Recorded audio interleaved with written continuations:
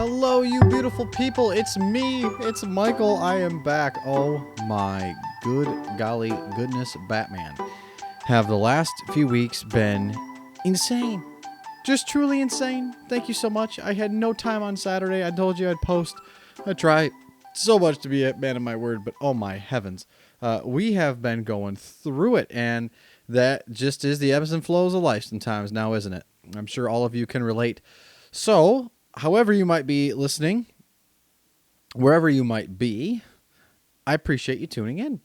And tonight, I want to focus in on what happens when things don't go the way that you want them to, in particular with your emotional state.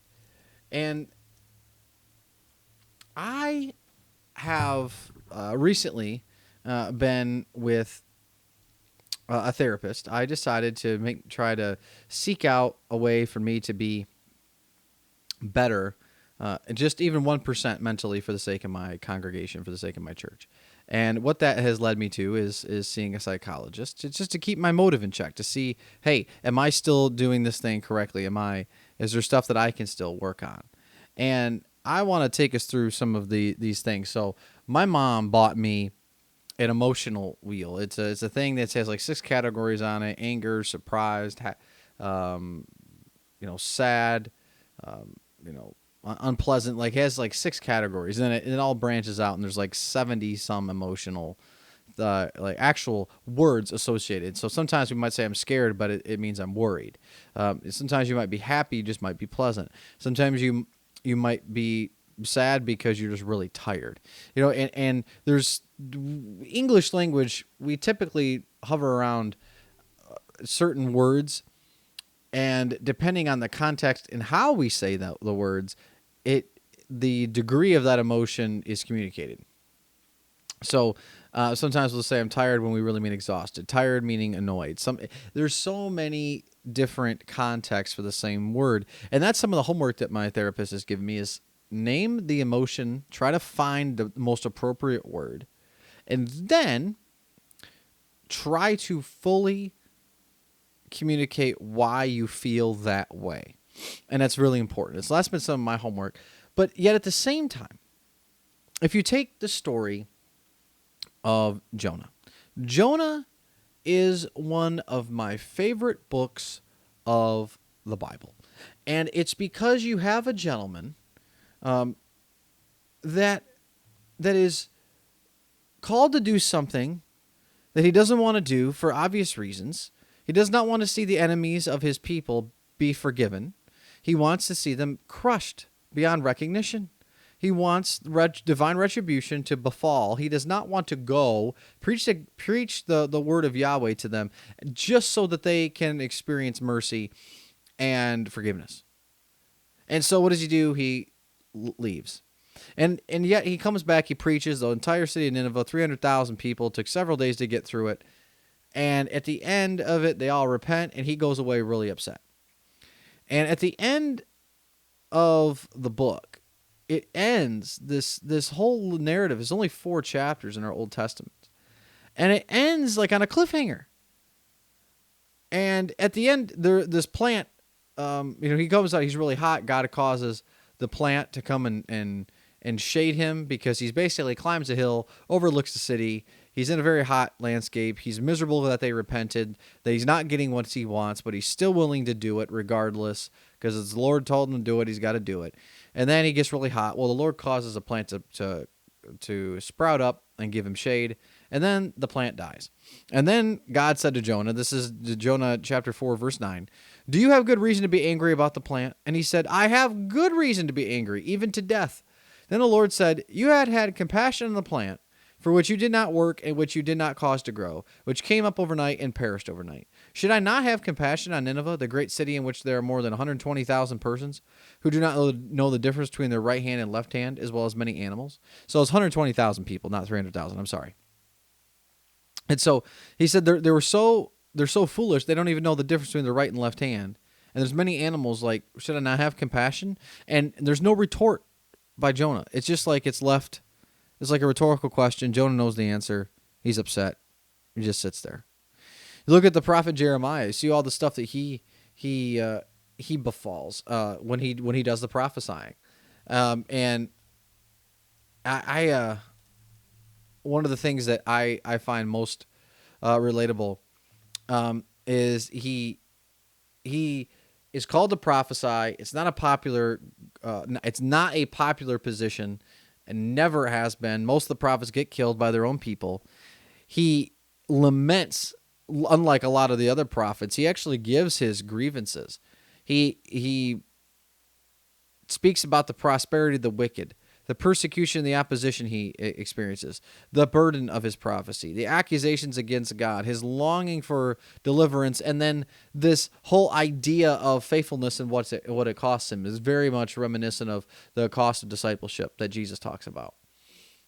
And what I see throughout all this is that we have our human emotions. God gave them to us. And I think since our faith is most outside of ourselves, that emotions help connect us to other people in compassion. If we've never experienced sadness, how can we comfort those who mourn? If we've never experienced indignation, righteous indignation, how can we stand with those who cry for justice in matters of injustice? How can we celebrate with people who have joy when we've never experienced it ourselves? And yes, our emotions, I don't think are just about connecting us to other people. I think our emotions are the way that we navigate and make sense of the world, and ways in which we grieve and go about life and experience the ups and downs. But I don't think we ought to be ruled by them, nor do I see the Bible preach about this ever. And there are plenty of things for men and women who are doing something because their will compels them to obey the Lord, and their emotions be damned. It's not necessarily one of those things where you go away and every single day your Christianity is always 100% in line with your emotions. I mean, in a society that rewards our emotional outbursts, that provides, vocations and jobs for people who have emotional outbursts, it can be quite unfortunate to witness. And yet, at the same time, I like to think that we as humans can take our emotions, we can be honest, and then we can also say, am I willing to lay all those things aside for the sake of the gospel? Am I willing, even if I don't want to do something or I'm not enjoying the thing right now, the walk of discipleship and faithfulness in God, am I willing to lay that aside and say, you know what? I'm willing to sacrifice this down and say, it's not my will, it's thy will be done, Father. You see this in 1 Corinthians chapter 8, food sacrificed to idols. Paul is saying, I don't really care what you want. If it causes another brother or sister to stumble, or causes their conscience to come into play because they're not as mature as you, for the sake of their walk, we are to go without, or go with maybe without what we want. Parents do this all the time.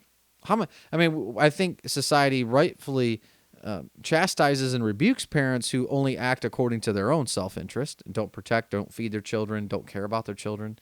That's kind of seen as a vice because they're willing to let go of what I want in a moment.